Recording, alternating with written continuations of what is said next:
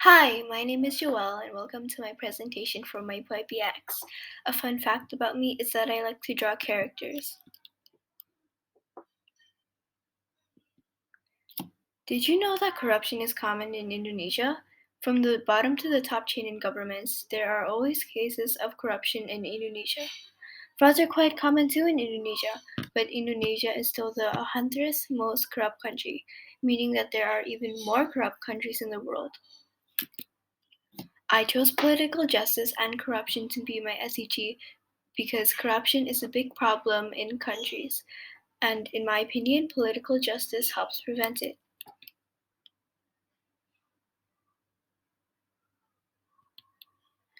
I focused on SCG number 16, Peace, Justice, and Strong Institutions. In this presentation, I will talk about my research, action, and reflection on a global issue important to me. My central idea is justice prevents corruption. In this research project, I explored 3 lines of inquiry. Let's start. This is what I learned. My first line of inquiry is how does the system of corruption work in a democracy? The key concept I focused on for this was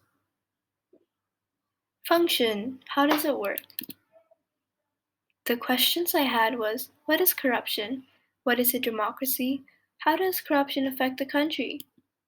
Did you know that a democratic country is vulnerable to corruption if they do not have a strong system of law and regulation? It could be more corrupt than any other system of government. A bad system of democracy can create bad cronyism, nepotism, extortion, and most of all, bribery to earn more power. Therefore, building a strong political justice is needed in a democratic country. First, we have to define corruption and democracy. Number 1. Corruption. Corruption is an abuse of power and money. For example, the previous Indonesian president Suharto abused his power and money by stealing money from charities and taxes until Indonesia was almost bankrupt. He transformed the democracy into a dictatorship by leading the country under his rules for 32 years. Number 2, democracy. A democracy is a system of government in which laws and decisions are made by the people, in short, when people are able to express their opinions. When there are too many parties involved in the government, the parties are controlled to do bribery by the elites for their personal benefits. In a bad democratic country, the quest for political power and the desire for personal wealth are high. They cause imbalance in the economy, inequality, failure in infrastructure, and higher crime rates. The people have low trust in the government because the money is not shared fairly to the citizens or used for the good. Cities, towns, and villages are slow to build, so production and low human development is low. My second line of inquiry is the effect of corruption by the elite on poor populations. My key concept was connection. How is it linked to other things? The questions I had was how vulnerable is the government to corruption? How does the elite get involved in corruption? And how does the poor become a victim of corruption? Can you imagine living a life in a bad democratic country? You're only able to do something by bribing and nepotism, and elites who have money control the law and regulation, which mostly are illogical and prone to corruption. Bad governments will not prioritize people and they will only think for themselves. Their powers will be used for personal gain and they will work together with the elites. The greed of the elites will cause corruption because they will bribe the government and with their money and gifts. All those causes and effects will harm the country, especially the poor. As a matter of fact, 71% of the population live in low income or poor. The resources and taxes will not be given equally to the people but only to the rich and corrupt.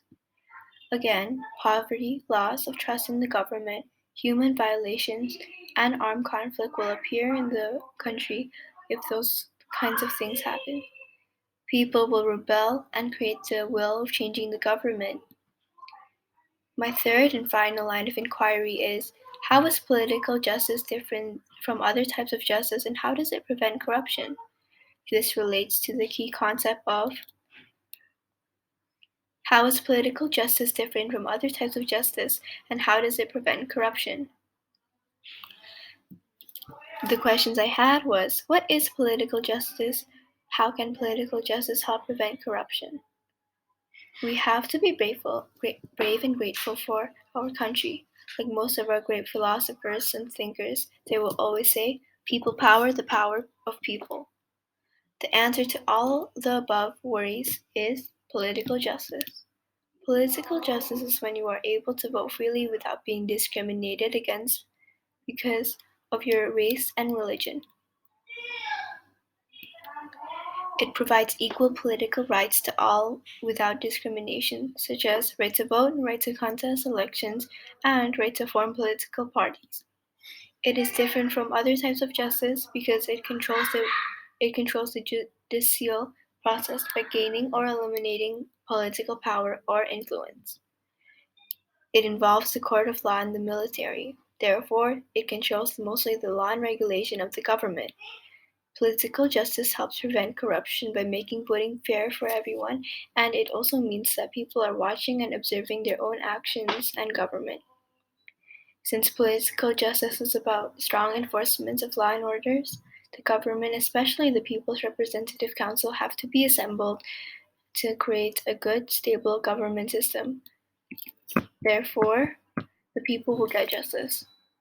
Up next is my action. Taking action, I want to inspire change in our world. My idea was to create a pledge. This is how I planned my idea for taking action. First, I created my pledge on a Padlet.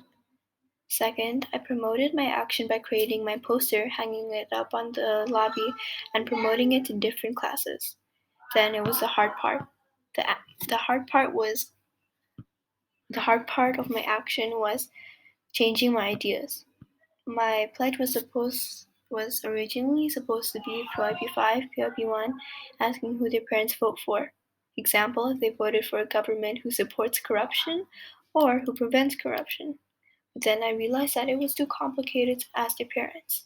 Therefore, I scratched the whole idea and turned it into, if you grow up, what kind of leadership traits should a president/mayor/government have? I figured that it would be easier for them to just write it in my Padlet. All in all, thank you for sharing your opinions and supporting SEG number 16. For a full list of my research sources, you can see my website. Finally, thank you for listening. I am happy to take any questions from the audience and I will do my best to answer. Who would like to go first? Thank you.